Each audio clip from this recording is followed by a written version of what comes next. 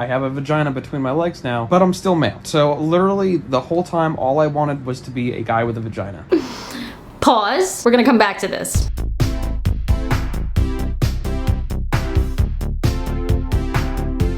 Claim that being a lesbian is transphobic and still scissor shit like that. Like, just ridiculous. So this person used to or still is a lesbian, but now she's being told it's transphobic, so she's cutting the flag. It's a new trend on TikTok. I've seen it quite a few times, and most of the people doing this aren't even lesbians.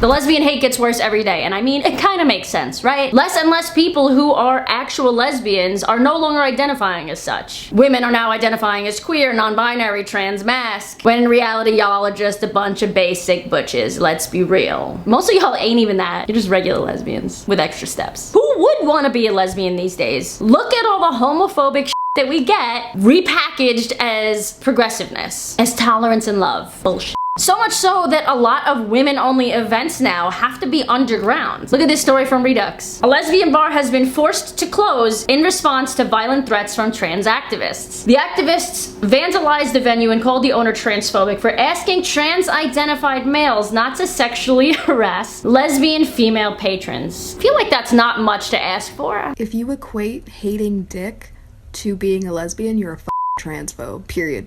If you comment about your preferences or something, I'm gonna block you. Shut up. Liking pussy doesn't make you a lesbian, and hitting dick doesn't make you one either. My sexual orientation is not a preference. I've been saying this for a while now, but this is gaslighting language at its finest. We already have the word orientation, which we know is not a choice. So of course, they went and changed the word orientation to preference, suggesting or denoting having a choice. Even the word homosexual itself is sometimes being promoted as hate speech. I found this on an LGBT website recently. It says homosexual, the clinical term coined in the field of psychology for people with the same-sex sexual attraction. The word is often associated with the idea that same-sex attractions are a mental disorder and therefore is offensive to some people. I don't think it's been used that way for as long as I've been alive, but I digress. In fact, the only people who I know that are actually offended by the term homosexual is people that don't believe that sex is real. I do know a ton of homosexuals that hate the word queer. We don't see the majority of society not using that, do we? And never mind being a homosexual, being a lesbian. Who would even in their right mind want to be a woman these days? 16-year-olds are being banned from their local YMCA for not wanting to share a restroom and swim against a biological male. Riley Gaines tweeted this out. 16-year-old girl banned from her local YMCA and kicked off her swim team for opposing a naked male in their locker room. And to make matters worse, her older sister had to go through the exact same thing with Leah Thomas, but of course, it's not happening. Just to be clear, did you know that 88% of sexual crimes happen in unisex places? Changing rooms, public bathrooms that are unisex. It's crazy because these days you can't even mention women-only spaces or women's-only spaces without being threatened. Do you remember when they tore up that women-only rape shelter that was in Canada? And this very well might be the worst of them all. A woman receiving cancer treatments was told that she could no longer be a patient after criticizing the trans flag that was hanging in the lobby. Whether you agree with transgenderism or not, they should not have the right to take away your health care. I mean, isn't that what the trans community and trans activists are fighting for? The right to do with their body and care for their body the way they deem fit, even if the public might not agree with it. It goes both ways. This is the letter the lady got from the hospital. This letter is to inform you that effective immediately you are discharged from receiving medical care at the Richmond Family Medicine Clinic. This action is being taken because of ongoing disrespectful and hurtful remarks about our LGBTQ community and staff. The provider staff at the Richmond Clinic will continue to provide for your urgent healthcare needs until 7/29/2023. Please note that you are also now dismissed from all OHSU family medicine clinics, including immediate care. Now this is wild. Barbara told Redux that the incident had sent her anxiety through the roof, that she was struggling with mental health as a result of the stress. She quoted saying, "I have severe chronic agitated depression since teen years. Now I have no primary care doctor or nowhere else to go. I have been made to feel like a worthless nothing." And it also says in the article that this is not the first time a woman has lost access to critical medical services due to her gender critical views. Like I said, who would want to be a woman in today's day and age? We have a consistent growth in males explaining to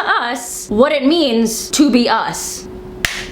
Make it make sense. Cis women, please blind react to this. Don't worry, this isn't a gotcha. I just want you to see something. Put a finger down for every statement that you can relate to or have ever related to. A lot of clothes in normal shopping centers don't fit me. My pockets are super small.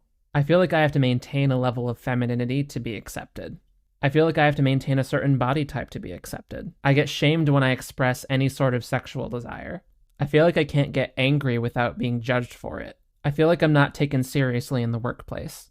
I've been spoken down to at work in ways that my male peers haven't been. I'm concerned about how my hormone levels are affecting my general health, especially my reproductive health. I have cried to a Taylor Swift song. If you put any fingers down, that means you can relate to the problems of trans feminine people. We're not so different, you and I. Your liberation is my liberation, and vice versa. We're in this together. Okay, just because you have some societal similarities to us doesn't mean that you experience that you experience the entire being of what it is to be female and a woman. The LGB Twitter account says, maybe this account makes me laugh all the time, says trans male tries to tell females that they are not so different with the most basic and superficial talking points. And so they also said, by your standards, every gay overweight man has experienced womanhood. I guess besides the hormone thing and reproductive. Well, I guess no, they can be worried about their hormones and reproductive health as well. My friend Chad, who is a fantastic follow on Twitter, asked this recently, and I want you guys to answer this in the comments. He said, why is transgender activism taking ownership of womanhood so much more upsetting to average people than manhood? Why do we rarely discuss the impact of trans ideology on men, men's spaces, and identity? Leave that in the comments below. I had a conversation last week with, I don't want to say like a hater of mine, but kind of a hater of mine on Rumble, and I wanted to share some of it with you here. You can click the link in the description below to watch the entire thing. I was such a huge, trans allied supporter because I was like, oh, of course. Oh, there's a group of, people who just feel so uncomfortable in their bodies and they don't want to feel this way and they just want it. I'm like, yeah, let the guy wear the dress. Who cares? Of course, we would want to support that person. Never could I have had the foresight to see, this huge slippery slope. I have my co-organizer is calling. She wanted to make a comment. Can I let her come on? Yeah. She has a much bigger bone to pick with you than I do. So I told her I would let her come and challenge you, but I said she has to be nice. She's a lesbian, because she's been calling this out for a very long time. She started Let Women Speak Florida. She personally has experienced, because she's a butch lesbian, has experienced people telling her that she should trans. Right, that's fucked up too, of course. Why does she keep selling this looks like a woman, therefore it has experience as a woman crap? This is not true. I don't have to look a certain way to be a woman. I have nothing in common with any of these men pouring themselves. This is so much bullshit. Why does she keep getting away with this conversation with you on this? I don't understand. What's the actual question? With experiences of man kind of shit, as a woman or past as a woman, any of that crap. Why is tweet trans a thing in her mind? So I think where the question is basically, why are you comparing their experiences to our experiences? I'm not. I think that a trans woman's experience is always going to be very different than a biological woman's experience. It's not a woman's experience at all. I didn't say that it was. I said that it was a trans woman's experience. Sort of like qualitative. It's like this sort of like subjective. Why did she cheer them on lesbian dating apps? Well, she can hear you, so just direct it directly to her. Why is she what? On a lesbian dating app? And for dating apps. Like if she was going to lick any of their dicks. Come on. She had videos like that. Why did she have a video? I think one thing that VF had mentioned earlier that she was upset about is somebody who is a lesbian and has sort of dealt with different definitions of like what a lesbian is, and things like. I didn't see it as you endorsing it. You were just presenting that some women who identify as lesbians are like, right, but that's not my. It's not my. Even if I believe that lesbians don't like dick, which is my belief, most of the time I don't agree with what I'm talking about, but it's still important to talk about it. A lot of lesbians are under a lot of sexual coercion, the cotton sealing, the idea that, the sort of highest goal that a lot of these like transbians is to get past the boundaries of a lesbian woman. That's the ultimate validation. I think what Ariel basically just said was her job. And I'm inclined to agree. That's not right. Well, her job is not, whereas like you and I are more activists. You and I have like a specific messaging that we're trying to stand on. I think Ariel's just platforming. Whatever makes her money, that's a sellout. I think that let me finish. Let me finish. There's no lesbian that likes Let dick. me finish. I think she's getting really emotional. I'm trying to be logical here. I think that it's healthy to platform bad ideas sometimes. I think it's good to platform bad ideas. I also believe that to be true with these people that are making, in my opinion, horrible TikToks, horrible gender ideology. Yeah.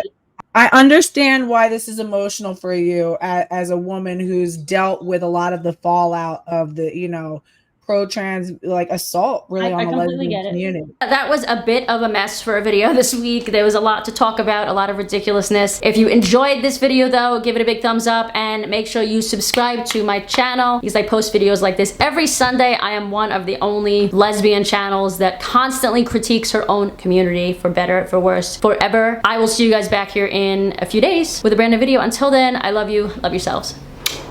Bye.